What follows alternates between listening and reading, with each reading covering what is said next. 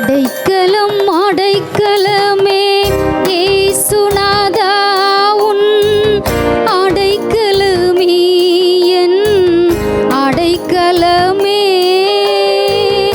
அடைக்கலம் அடைக்கலமே இயேசுநாதா உன் அடைக்கலமே என் அடைக்கலமே.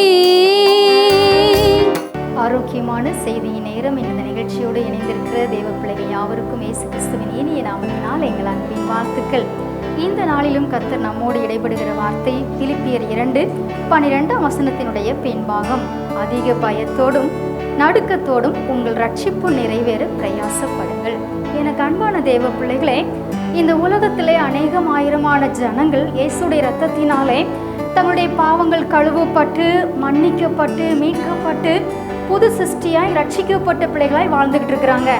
இப்படி ரட்சிக்கப்பட்ட தேவ பிள்ளைங்களுடைய ஆரம்ப கால வாழ்க்கையை பார்த்தீங்கன்னா, இயேசுவுக்கு பிடிக்காத எந்த ஒரு காரியத்தையுமே அவங்க செய்யவே மாட்டாங்க. உலக பிரகாரமாக மற்ற மனுஷங்களை போல வாழவும் மாட்டாங்க. பரிசுத்தமாக எப்பொழுதுமே கர்த்தருக்கு பயந்து வாழ்வாங்க.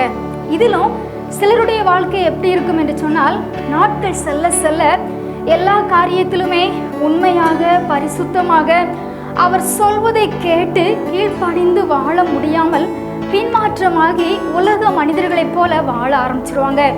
இன்னும் சில வருஷங்கள் கழிச்சு பார்த்தீங்கன்னா, ரட்சிக்கப்பட்ட ஆரம்ப நாட்களில் அவங்க தேவ சமூகத்தில் எப்படிலாம் ஜபித்தோம் என்பதை கூட அவங்க மறந்துடுவாங்க.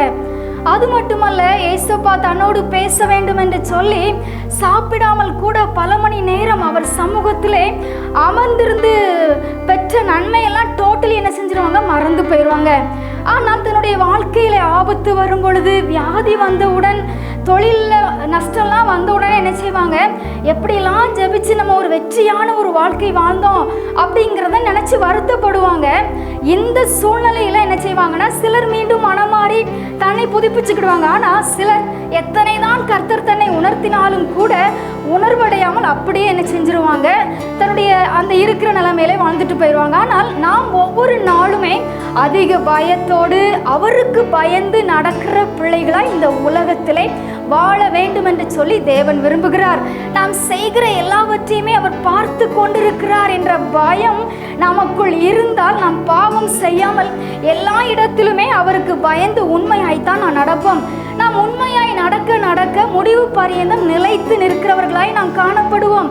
இயேசுடைய சீடனாயிருந்த பேதுருவை பார்த்தீங்கன்னா, பொய் சொல்லி மறுதலித்து உண்மையற்ற ஒரு மனிதனானார். ஆனால் மீண்டும் தன்னுடைய தவறை உணர்ந்து மனம் கசந்து அழுது மன்னிப்பு கேட்டு ரட்சிப்பு நிறைவேற பிரயாசப்பட்டார். ஹல்லேலூயா.